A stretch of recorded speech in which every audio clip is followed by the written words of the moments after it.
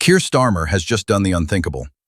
Live on national TV, after weeks of relentless pressure, a petition with over 3 million signatures, and a crushing loss in the 2025 by-elections, the Labour leader finally buckled. What was once quietly murmured in corridors has burst into the open. Britain is heading for a snap general election.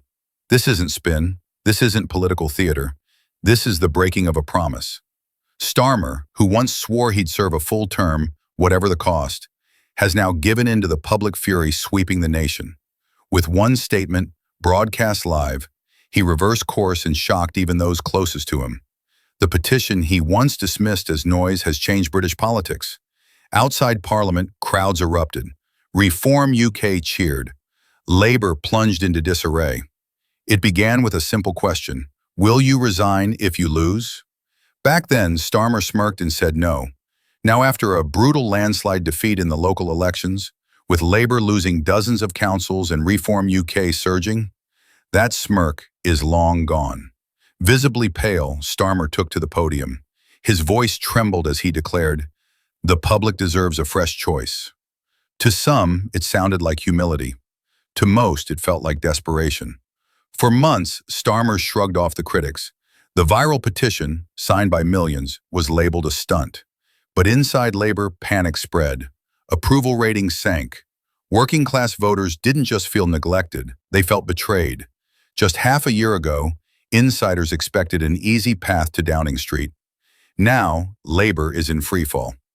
The promises that brought Starmer to the top, protect the NHS, scrap tuition fees, nationalize key services, tax the wealthy, were quietly dropped. Nurses went on strike. Tuition fees stayed.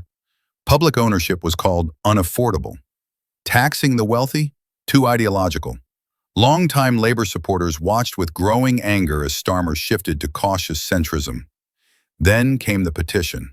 What started with a handful of angry voices became a national reckoning. MPs were flooded with calls, emails, protests. This was no longer just about Starmer.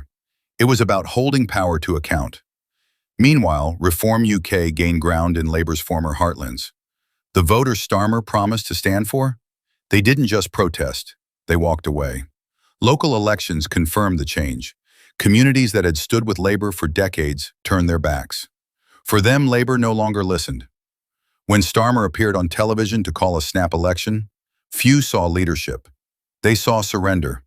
Crowds gathered. Social media lit up. Reform UK declared a win for democracy. Labour's once loyal towns watched in disbelief. This wasn't the move of a confident leader, it was the collapse of one. Starmer's downfall wasn't sudden. It was slow, avoidable, and entirely of his own making. Promises abandoned, warnings ignored, voters let down. The man who pledged principled politics became the face of cautious centrism. His flat interviews, his avoidance of real engagement, left voters cold. Now, as Britain faces its most unpredictable election in decades, the question remains, can a leader this detached rally a nation desperate for direction? Starmer's robotic tone stood in stark contrast to Farage's fiery, direct style. Reform knocked doors and spoke plainly. Starmer stayed in offices, clinging to briefing notes. The result? Labour fractured.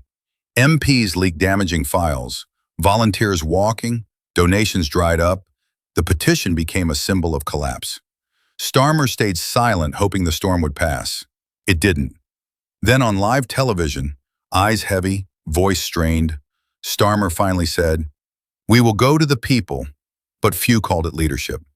It was the final act in a long slide of denial. Now Britain heads into a historic election. Labour is divided, Reform is energized, the public is disillusioned. Starmer promised integrity. What they got was evasion. Across Britain, something deeper is stirring. Apathy is turning to anger, disillusionment to action. In working-class areas long ignored, a new voice is rising, not from Westminster, but from the people themselves. They're done being sidelined, they're mobilizing. For the first time in years, British politics isn't just being watched, it's being challenged. And the man who promised hope has become the symbol of everything voters are ready to leave behind. This was today's major update. Our videos bring you verified, fact-checked news, no spin, no misinformation. If you found this report valuable, please like, comment, and subscribe to BNN. Thank you.